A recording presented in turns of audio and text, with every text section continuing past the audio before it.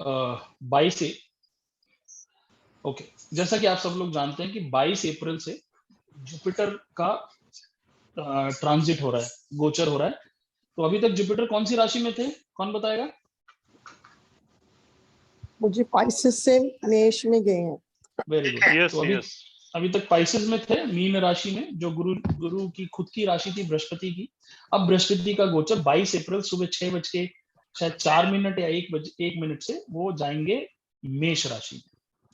अब आप लोग सुनते होंगे कि इसके ऊपर दुनिया भर की प्रेडिक्शन चल रही है, दुनिया भर की प्रेडिक्शंस कि गंडांत पोजीशन ऑफ जुपिटर। हाँ, वेरी गुड। तो आपने सुना होगा गंडांत भी चल रहा है। गंडांत बेसिकली कुछ नहीं होता। गंडांत क्या है कि फायर। हाँ, जो मीन राशि है ना, आप सब जानते हैं कि वो जलीय राशि है। 4, 8, 12 ये जल की राशि होती है, वाटरी साइन होता है, ठीक है ना। और मेष राशि क्या है, फायरी साइन है, ठीक है। तो बृहस्पति जो है वो जल राशि से अग्नि राशि में जा रहे हैं। तो जब जल और अग्नि, तो क्या होता है ना कि एक प्लैनेट पूरी तरह एकदम से शिफ्ट नहीं होता। Jupiter is a slow planet, वो धीरे धीरे मूव होता है। तो वो पूरा पानी से बाहर नहीं निकला और उतनी ही देर में उसके ऊपर अग्नि भी पड़ने लगी। तो क्या होगा, जब पानी और अग्नि दोनों मिलेगी तो क्या बनता है, लॉट ऑफ स्टीम, बहुत सारा भाप, गरम गरम भाप। तो ये जो स्टीम है ना, ये आप लोग को दिखाई देगा इन टर्म्स ऑफ डिस्टर्बेंस। तो इसको गंडांत बोलते हैं। ये थोड़ी सी एडवांस फिलॉसफी है। This is also Jupiter is entering into Ashwani नक्षत्र। आप सब जानते हैं, या मैं आपको बता भी देता हूँ थोड़ा सा, I just touch upon this. Ashwini नक्षत्र is responsible for healing. Ashwini Kumar जो है ना, वो हमारे हिंदू माइथोलॉजी में दे आर कंसिडर्ड डॉक्टर्स, देवताओं के डॉक्टर्स हैं। तो ये जो स्पेशल ट्रांजिट है ना, जो लोग काफी समय से बीमार पड़ रहे हैं, उनके ऊपर इसका अच्छा असर पड़ेगा, उनका स्वास्थ्य सुधरेगा, because Ashwini Kumar will do some healing. Ashwini की उसमें नक्षत्र में प्रवेश कर रहे हैं। और दूसरा, हो सकता है कि वर्ल्ड लेवल पे भी कोई नई मेडिसिन आ जाए, बिकॉज अगर हम मंडेन एस्ट्रोलॉजी की बात करें तो वो भी एक पॉसिबिलिटी है। बट मेरा इंटेंशन क्या था ना, कि how do you predict transit, उसके क्या सिंपल सिंपल रूल्स है ना। मतलब 10-15 मिनट हम और समझेंगे, और उसके बाद मैं ये गारंटी लेता हूं कि आप जो भी जिस भी लग्न का है, आप मतलब this is a homework for you. अगर आप 29 के वेबिनार में आएंगे तो हम स्टार्ट करेंगे पहले ये चेक करने से। सपोज कोई कर्क राशि का है, कोई सिंह राशि, लग्न की बात कर रहा हूँ, कोई वृश्चिक राशि का है, तो आपके ऊपर जुपिटर के ट्रांजिट का क्या फल होगा, ये आप खुद भी प्रिडिक्ट कर सकते हो, इसमें कोई बड़ी बात नहीं है। तो हम उसके बेसिक्स को पकड़ लेते हैं और आप प्रिडिक्शन दोगे। तो क्वेश्चन ये है, मान लो दो प्लैनेट किसी भी हाउस में प्लैनेटरी वॉर में है,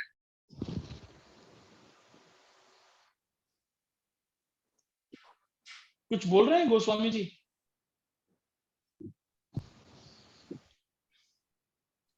ओके, तो बेसिकली आप जिस भी लग्न के हैं ना, हम छोटे छोटे रूल 10-15 मिनट और समझेंगे, और उसके बेसिस पे आप अपनी प्रेडिक्शंस कर सकते हैं।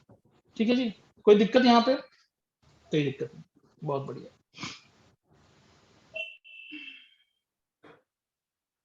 अब आप एक काम करो, एक ब्लैंक चार्ट ड्रॉ कर लो, ठीक है ना। एक चार्ट ड्रॉ कर लो आप।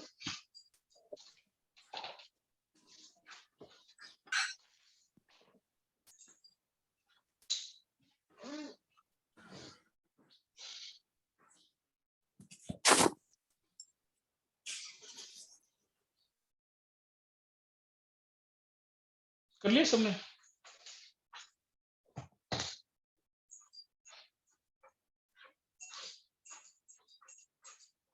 आप लोग खुद से कंपटीशन कर सकते हो कि मैं एक चार्ट कितनी देर में ड्रॉ कर लेता हूँ, 3 से 5 सेकंड, 10 सेकंड, और मेरा चार्ट कितना एक्यूरेट है। मतलब कईयों के डब्बे आप देखोगे ना, आप हंस के पागल हो जाओगे। एक डब्बा इतना सा, एक डब्बा इतना बड़ा, तो और इक्वल परफेक्ट रहता है।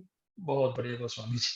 तो बना लिया सबने? ठीक है। अब आप मेष राशि को लग्न में लिख दो। 1 नंबर, 2 नंबर, 3 नंबर, 4, 5, 6, ठीक है, अब हम ट्रांजिट की बात करते हैं। ठीक है, अब हम क्या देख रहे हैं कि जुपिटर जो है वो कहाँ पे ट्रांजिट कर रहा है, मेष राशि में। तो जुपिटर हम कहाँ लिख देंगे, लगन में। लग्न में। जहां आपने 1 लिखा है वहां पे आप जुपिटर लिख दो। ठीक है, अब एक ब्लैंक कुंडली और बना लो और उसको बना लो टॉरस लग्न का, वृषभ राशि का। एक ब्लैंक कुंडली आप और ड्रॉ कर लो और उसको वृषभ राशि का बना लो, 2 नंबर का। यहाँ पे जी राहु भी है एरीज में, क्या वो लिख हमें?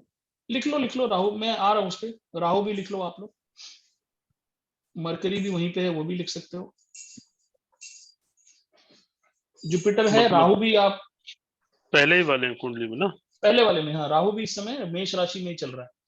तो अगर 22 अप्रैल को सपोज सुबह 7 बजे या 6 बजे कोई बच्चा पैदा होगा ना, तो उसके लग्न में जुपिटर, राहु और शायद मरकरी भी होगा। अभी हम एक चार्ट लगा के देख लेते हैं। ठीक है, लिख लिया आपने, टॉरस लग्न की कुंडली बना ली। उसमें 1 नंबर में जो है वो लिख लीजिए, जुपिटर कहाँ है उसमें, कौन सा हाउस में चला जाएगा, 12th हाउस। 12th हाउस में। राहु भी 12th हाउस में चला जाएगा। ठीक है, अब हम सीखेंगे कि ट्रांजिट को कैसे प्रेडिक्ट करते हैं। बड़े बड़े एस्ट्रोलॉजर्स कैसे प्रेडिक्ट कर देते हैं ट्रांजिट में ये रिजल्ट आएगा, आप भी कर सकते हैं। सिंपल सी बात है, कोई दिक्कत वाली बात नहीं। अरे आज राजेंद्र जी नमस्कार, बहुत दिनों बाद राजेंद्र जी आए हैं। नमस्ते सर। नमस्ते, कैसे हैं राजेंद्र जी? बहुत बढ़िया सर, आपकी दुआ है सर। अरे माँ की हमें कृपा भी है। दर्शन दीजिए राजेंद्र जी। सर आपको नमस्कार कर रहे हैं, आप साधारण हस्ती नहीं है। अरे नहीं सर। राजेंद्र जी हमारे पिछले बैच के स्टूडेंट हैं और बहुत अच्छे मित्र भी हैं मेरे। नमस्ते sir. Very nice human being. ठीक है जी, बना लिया आपने, दोनों कुंडली बना ली। ठीक है, अब आप देखो पहली जो कुंडली है जिसमें मेष राशि आपने लग्न में लिखी है, उसके अंदर जुपिटर कहाँ बैठे हैं, लग्न में बैठे हैं। ठीक है, और जुपिटर के पास लॉर्डशिप कहाँ कहाँ की है, 9th and 12th। 9th, ये नोट कर लीजिए साइड में, 9th और 12th की लॉर्डशिप लेके आप, Jupiter is sitting in the लग्न भाव। यहां तक क्लियर है? अब आप सेकंड चार्ट में आ जाओ। सेकंड चार्ट में जुपिटर की लॉर्डशिप कहाँ कहाँ की है, कौन बताएगा बताइए, Goswami ji. 8th and 11th। 8th and 11th आप लिख लीजिए, 8th 11th। और 8th and 11th की लॉर्डशिप लेके जुपिटर बैठे कहाँ हैं, 12th हाउस में। 12th हाउस में। पहले चार्ट में 9th और 12th की लॉर्डशिप लेके जुपिटर कहाँ बैठे हैं, लग्न में, फर्स्ट हाउस में। दूसरे चार्ट में जो वृषभ राशि का चार्ट है, उसमें 8th और 11th लेके जुपिटर कहाँ बैठ गए, 12th राशि, 12th हाउस में। ठीक है, अब सिर्फ सिंपल क्वेश्चन पूछ रहा हूं मैं आपसे, पहले चार्ट में जुपिटर लग्न में है, अच्छा है कि बुरा है? बहुत अच्छा अच्छा है। दूसरे चार्ट में जुपिटर कहाँ चले गए, लॉस वाले। 12th में चले गए। तो पहली प्रिडिक्शन क्या निकल के आई कि जो मेष राशि वाले हैं ना, उनके लिए तो बढ़िया है भैया, जुपिटर लग्न में आके बैठ गए। और जो वृषभ राशि है उनका क्या हाल है, उनके उनको अफेयर में हो लॉस गया, हुआ। उनको लॉस हुआ। और 12वें घर की चीजें क्या क्या बताती हैं हमको, हॉस्पिटल, हॉस्पिटल, जेल, बीमारी, विदेश, विदेश, foreign country. Foreign country, bed pleasures, खर्चे, बहुत सारे खर्चे। ठीक है ना? तो अब कुछ प्रिडिक्शन बन पा रही है कि मेष राशि वालों के साथ क्या चल रहा होगा, जुपिटर कैसे फल दे रहे होंगे। राशि वालों के लिए शुभ फल दे रहे होंगे। बट राहु हाँ। भी अच्छा ना गुरुजी। अपने खुद के लिए राहु को अभी छोड़ देते हैं, अभी सिर्फ जुपिटर की बात करते हैं, राहु पे आ जाएंगे। ठीक अभी है सिर्फ हाँ, आप लोग ये समझो कि आपका जो लग्न होगा ना, उसको कैसे करना है, इसका स्टेप बाय स्टेप तरीका हम समझ लेते हैं। ठीक है, तो मेष राशि वालों के लग्न में जुपिटर बैठ गया है, और कहाँ का लॉर्ड है, 9th का और 12th का। 9th का लॉर्ड लग्न में बैठ गया, मतलब आपके भाग्य का स्वामी कहाँ पे आ गया, आपके पास आ गया। मतलब आपको इस समय भाग्य का साथ मिलेगा। तो भाग्य आपको कहाँ कहाँ चाहिए होता है? जॉब में, प्रोफेशन में, बिजनेस में। तो हम ये बोल सकते हैं कि इस समय आपका एक जॉब, प्रोफेशन, बिजनेस में आपको एक भाग्य मिलेगा। जब हमें भाग्य मिलेगा तो क्या होगा? हमारी प्रॉफिटेबिलिटीज इंक्रीज होंगी। ठीक है, तो हमको धन लाभ, इस तरह के लाभ होने की संभावना है। ठीक है, अब मेष राशि का 12th लॉर्ड भी जुपिटर है जो लग्न में आ गया। ठीक है, 12th लॉर्ड क्या है? 12th का मतलब खर्चा। खर्चा कहाँ आ गया? लग्न में। मतलब खर्चा किसके ऊपर होगा? खुद के ऊपर। खुद के ऊपर। लेकिन प्लैनेट कौन है? ध्यान से समझना। बृहस्पति अच्छी चीज है। खर्चा खुद के ऊपर होगा, बट प्लैनेट कौन है? जुपिटर। तो किन चीजों में खर्चा कराएगा? बोलिए बोलिए। शुभ ज्ञान काम, के लिए, विद्या धर्म के के ऊपर। लिए। वेरी गुड, बस काम एक मिनट रुक जाइए यहीं पे। किसके ऊपर? पहला पॉइंट क्या है? किसके ऊपर खर्चा कराएगा? ज्ञान के ऊपर। ज्ञान। मतलब there is going to be new learning in your life, you will spend money to learn new things. और बताइए रचना जी, जुपिटर और किस पे खर्चा कराएगा? ज्ञान एक हो गया, हो सकता है आपको नया स्पिरिचुअल धर्म के ऊपर। पुण्य क्षेत्र, धर्म के ऊपर, क्योंकि 9th हाउस भी है ना, 9th लॉर्ड भी जुपिटर है। तो हो सकता है 9th हाउस क्या बताता है? धर्म के लिए की गई यात्राएं, लॉन्ग स्पिरिचुअल जर्नी। सो सच पिलग्रिमेज। हाँ, very good. You will spend money on what? Pilgrimage. Because 9th Lord, 12th Lord going into first house, who will do the pilgrimage? I will लग्न do. Will do the pilgrimage. ठीक है, और बताइए Jupiter कहाँ खर्च कराएगा? पढ़ाई पे। 9th हाउस क्या है? Higher education. तो अगर कोई बच्चा इस एज में है, या आप लोग भी हैं, मान लीजिए गोस्वामी जी कहते हैं कि मेरे को एक एडवांस लेवल का कोर्स करना है, तो ठीक है, मैं 1 लाख रुपए खर्च कर दूंगा। 9th house is advance studies, higher studies, and it will be related to what? It will be related to Jupiter. So you will be spending money on what? Higher higher studies. Education. What are the three predictions जो आपने 2 minute में दे दी? क्या है वो predictions? धर्म, ज्ञान, यात्रा, धार्मिक और हायर एजुकेशन, इस पर खर्चा। बस मुझे यही। पिता पे भी बोल सकते हैं। स्वयं के ऊपर। दीपाली जी प्लीज एक बार रिपीट करिए, शानदार चीज बोलिए। गुड। 9th हाउस क्या है? पिता पे, फादर पे। तो किसको लेके आप यात्रा पे जा सकते हैं? फादर को लेके। फादर को लेके जा सकते हैं। तो आप अपने बुजुर्गों के प्रति कुछ खर्च करेंगे। पिता को थोड़ा सा और बड़ा बना देते हैं भाई, किसी के फादर ना हो तो हो सकता है। अब ये ट्रांजिट देखो कैसे खेल रहा है उस व्यक्ति के दिमाग पे। जो मेष राशि के लग्न वाला होगा वो क्या सोचेगा? यार एक काम करता हूँ, पापा को घुमा देता हूँ। और ये सारी प्रिडिक्शन कौन कर रहा है? पांडे जी कर रहे हैं। दीपाली मैडम। दीपाली मैडम। कुछ दीपाली मैडम, कुछ गोस्वामी जी, कुछ रचना जी। मैं कुछ नहीं कर रहा, मैंने एक शब्द फिर नहीं ये बोला आपको। बुजुर्गों के ऊपर या फादर के ऊपर हॉस्पिटलाइजेशन का खर्च बढ़ा सकते हैं। बिल्कुल बढ़ा सकता है, बिल्कुल बढ़ा सकता है। वेरी नाइस प्रोडिक्शन, बिल्कुल बढ़ा सकता है। क्योंकि थोड़ा राहु से भी संबंध आ रहा है, तो थोड़ा सा जुपिटर कुछ समय के लिए मेलेफिक भी हो जाएगा। तो हो सकता है कि पिताजी की हेल्थ में कुछ इश्यूज आए। आप बिल्कुल कनेक्ट कर सकते हो। अब आप देखो कि यही सारा खेल बड़े बड़े एस्ट्रोलॉजर्स टीवी पे आ रहे हैं, यूट्यूब पे आ रहे हैं, जो आप काम कर रहे हो यही करते हैं वो भी। कहाँ के लॉर्ड हैं, क्या कर रहे हैं। अब आपका होमवर्क क्या है कि आपको क्या करना है। अगर आपने होमवर्क सीरियसली कर लिया ना, आप ज्योतिष का एक बहुत बड़ा हिस्सा सीख जाओ। आज या इस पूरे वीक में ना सब कुछ भुला दो। सिर्फ होमवर्क क्या है आपका कि आपको 12 कुंडली ड्रॉ करनी है।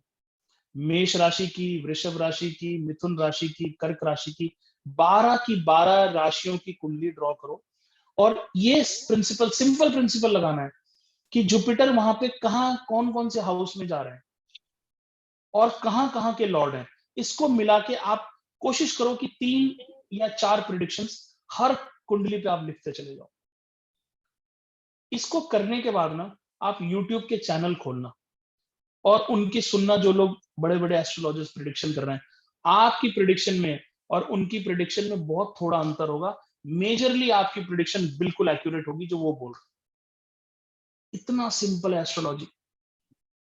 बोला ना दीपाली जी ने कि पिता हैं तो पिता के ऊपर भी खर्चा हो सकता है। बस जुपिटर का, मेष राशि वाले को थोड़ा सा चिंता रखनी चाहिए अपने पिता की। कुछ भी नहीं है, it's very very simple. The problem is that if we get the direction, it is very simple. मेरा काम है आपको डायरेक्शन देना, मैंने आपको डायरेक्शन दे दिया. अब देखना, जो सिंसियर लोग होंगे ना, आप में से कुछ इस होमवर्क को डस्टबिन में भी डाल देंगे, कुछ लोग इस होमवर्क को बहुत सीरियसली लेंगे. बट मैं जितने भी लोग इस ग्रुप में है ना, it is a very very important exercise. क्यों इंपॉर्टेंट है?